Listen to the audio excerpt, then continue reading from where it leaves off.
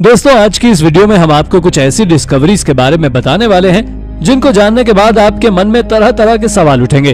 कभी आपके मन में ये सवाल आएगा कि क्या एलियन सच में होते हैं, तो कभी आपके मन में सवाल आएगा कि आखिर इजिप्ट के अलावा इजिप्ट के लोग कहां कहां रहते थे। इसके साथ ही इस वीडियो में एक गोल्डन ममी भी शामिल है जिसे 2 सार्कोफेगस के अंदर रखा गया था। तो चलिए शुरू करते हैं आज की इस मजेदार वीडियो को। Number 10, the golden mummy. दोस्तों इस गोल्डन बॉय ममी को सदर्न इजिप्ट की एक सिमेट्री से खोजा गया था। वैसे तो आपको इसका नाम सुनकर ही समझ आ गया होगा कि आखिर इस ममी को गोल्डन बॉय ममी क्यों कहा गया। इसके पीछे का कारण है इसकी वेल्थ। असल में जब इस ममी के सार्कोफेगस को खोजा गया था तो किसी को अंदाजा नहीं था कि इसके अंदर इतना कुछ ज्यादा वेल्दी होगा, लेकिन जब इसे खोला गया तो इसके अंदर से एक बॉय ममी मिली जो गोल्डन कलर की चमक रही थी। इसे खोजने के बाद इसे इजिप्ट के कायरो म्यूजियम में ट्रांसफर कर दिया गया, जिसके बाद इसे बेसमेंट में दबा दिया गया, जिसे हाल ही में दोबारा रिसर्च के लिए निकाला गया और इसकी टोमोग्राफी स्कैनिंग की गई। जब इसकी टोमोग्राफी स्कैनिंग की गई तो पता चला कि ये बॉय ममी आज से 2000 साल से भी ज्यादा पुरानी है और ये लड़का जब मरा था तब इसकी उम्र करीब 14 से 15 साल थी। इसकी सबसे मिस्टीरियस बात जो है वो ये है कि इस गोल्डन बॉय ममी के पास से काफी सारे एम्यूलेट्स मिले हैं जिनके पीछे का कारण आज तक कोई नहीं जान सका है। Number 9, Cambrian mystery. ये बात तो आप सभी जानते हैं कि पानी के अंदर रहने वाले जीव आज से 500 मिलियन साल पहले से पानी में रहते आ रहे हैं, लेकिन उस समय पर पानी में रहने वाले जीव बहुत ज्यादा अजीब और काले होते थे। साथ ही उस समय पानी के अंदर मौजूद पेड़ पौधों में एक अजीब तरह की चीज होती थी जो देखने में ठीक वैसी ही नजर आती थी जैसे इंसानों के अंदर हड्डियां। आपको बता दें कि इसके खोजे जाने के बाद अंदाजा लगाया जा रहा है कि हो सकता है कि धरती पर जीवन इन्हीं पेड़ पौधों से शुरू हुआ हो, पर इस बात से अब तक कोई सहमत नहीं है। पर बात कुछ ऐसी भी है कि वैज्ञानिकों को इस तरह के कुछ ज्यादा पेड़ पौधे नहीं मिले हैं, लेकिन कुछ को चाइना में हाल ही में खोजा गया है जो आज से करीब 500 से 550 मिलियन साल पुराने हैं। इन्हें साइंटिस्ट ने कैल्शियम रीइंफोर्स्ड स्केलेटन ट्यूब नाम दिया है, क्योंकि कुछ का मानना है कि जितने भी जीवों के ऊपर शेल मौजूद है वो इस पौधे को खाने से ही आया है, पर सच्चाई क्या है इसका अंदाजा किसी को नहीं है। वैसे आपका इसके बारे में क्या कहना है हमें कमेंट करके जरूर बताएं। Number 8, the elephant on Mars. ये बात आज से कुछ समय पहले की है, लेकिन बहुत ज्यादा हैरान कर देने वाली है। दरअसल ये खोज किसी अजीबोगरीब क्रीचर की है जो देखने में एलिफेंट की तरह नजर आ रहा है, लेकिन इसे रेड प्लैनेट यानी कि मार्स से खोजा गया है। इसके बारे में एक महान एलियन हंटर स्कॉट वॉरिंग का कहना है कि वो कुछ समय पहले जब सैटेलाइट की मदद से खींची गई फोटोज को स्टडी कर रहे थे, उस दौरान उन्होंने मार्स पर एक अजीब से क्रीचर को डिटेक्ट किया था। इसको खोजने के बाद नासा ने भी इस पर रिसर्च की और पाया कि यह किसी क्रीचर का स्टैचू है जो इस बात को साबित करता है कि एक समय पर मार्स पर भी जीवन हुआ था। वैसे भी मार्स और उस पर लाइफ को लेकर काफी ज्यादा रिसर्च की जा रही है। उम्मीद है कि आने वाले समय में इसका पता लगा लिया जाएगा। Number 7, the unicorn blind fish. यह खोज चाइना की डरावनी और अंधेरी गुफाओं से की गई है। यहां से वैज्ञानिकों ने एक बहुत ही अजीब मछली की प्रजाति को खोजा है जिसे रिसर्चर्स ने यूनिकॉर्न ब्लाइंड फिश नाम दिया है। यह मछलियों की प्रजाति चाइना की रिमोट केव में मौजूद ब्लैक वाटर में पाई जाती है। इस प्रजाति की मछलियों ने अपने पूरे जीवन में कुछ नहीं देखा होता है, क्योंकि यह कभी इस अंधेरी जगह से बाहर नहीं आती है। इसके साथ ही एक और चीज है जो इस मछली को और भी ज्यादा अजीब बनाती है। वो चीज कुछ और नहीं बल्कि ये है कि इस मछली के ऊपर ना ही कोई स्केल्स है ना ही कोई कलर है, और इसकी आंखें होने के बावजूद भी ये देख नहीं सकती। और तो और इस प्रजाति की सभी मछलियों के सिर के ऊपर से एक अजीब किस्म का सींग निकला हुआ रहता है जो देखने में यूनिकॉर्न की तरह नजर आता है। साइंटिस्ट ने इनमें से कुछ मछलियों को तो सैंपल के तौर पर रख लिया है ताकि उनके डीएनए से पता लगाया जा सके कि आखिर ये मछली और कितनी ज्यादा मिस्टीरियस है। Number 6, a new planet. दोस्तों ये तो आप सभी को पता है कि वैज्ञानिक अपनी धरती के जैसे ही किसी दूसरे प्लैनेट को खोजने में लगे हुए हैं और उम्मीद है कि आने वाले भविष्य में जल्द खोज भी लेंगे। लेकिन उन्होंने हाल ही में एक ऐसे प्लैनेट को खोजा है जो बिल्कुल हमारी दुनिया की तरह ही है। इसको नासा की एक एक्सोप्लैनेट सैटेलाइट टेस्ट ने खोजा है और उन्होंने इस प्लैनेट को TOI 700E नाम दिया है, जो कि एक हैबिटेबल जोन के स्टार की परिक्रमा करता है, बिल्कुल हमारे अर्थ की तरह।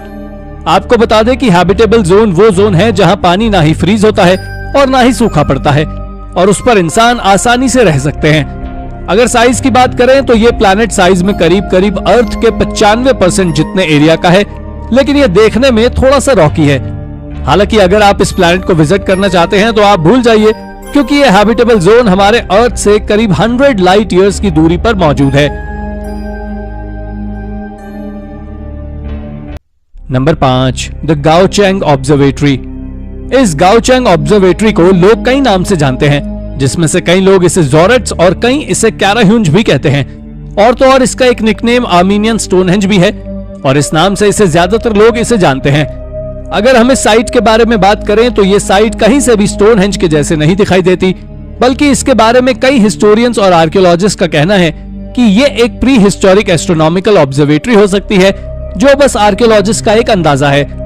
हैरानी की बात तो यह है कि यहाँ पर 223 स्टोन आज के समय के नहीं बल्कि कई हजारों साल पुराने, या कहें कि आयरन एज और ब्रॉन्ज एज के समय से खड़े हुए हैं। आपको बता दें कि इस आर्मेनियन स्टोनहेंज के बारे में कई मिथ्स फैले हुए हैं, लेकिन आज तक कोई भी साइंटिस्ट और आर्कियोलॉजिस्ट ये पता नहीं लगा पाया है कि इसे किस सेटलमेंट्स के द्वारा बनाया गया था और क्यों।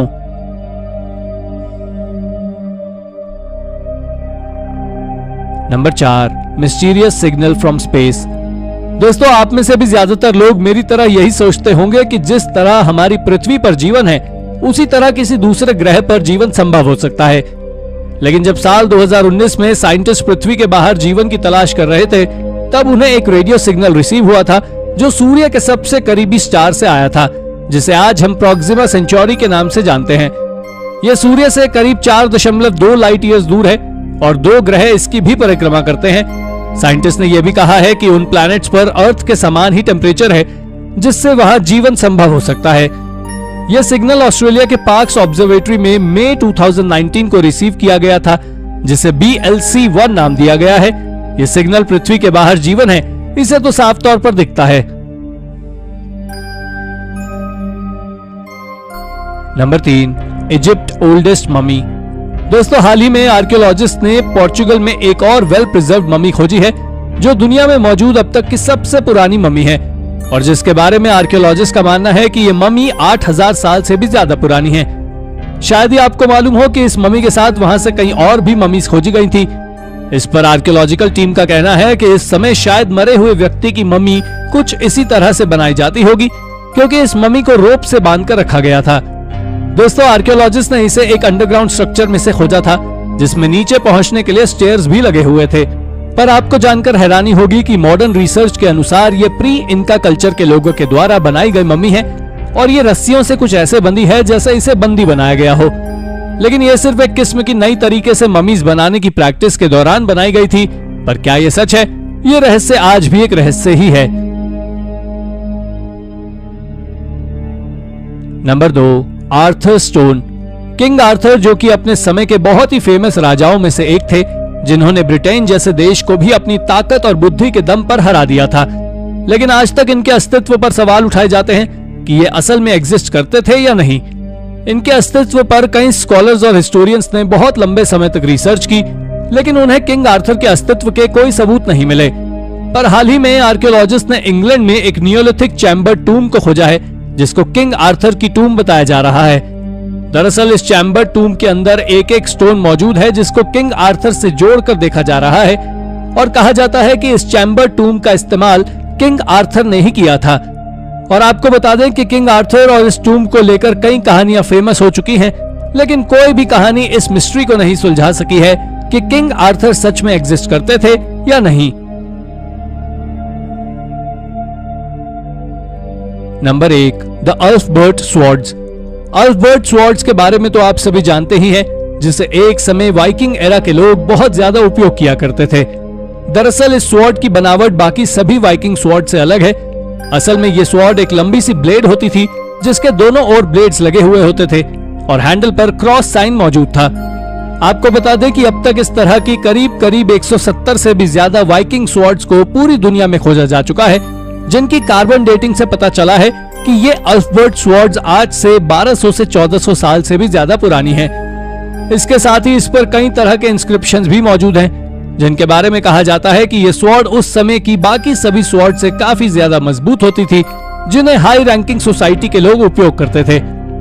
तो दोस्तों, ये थी हमारी आज की वीडियो। आपको हमारी वीडियो कैसी लगी हमें कमेंट करके जरूर बताएं, और हाँ, जाते जाते इसे लाइक और चैनल को सब्सक्राइब जरूर कर दीजिएगा। Thank you for watching.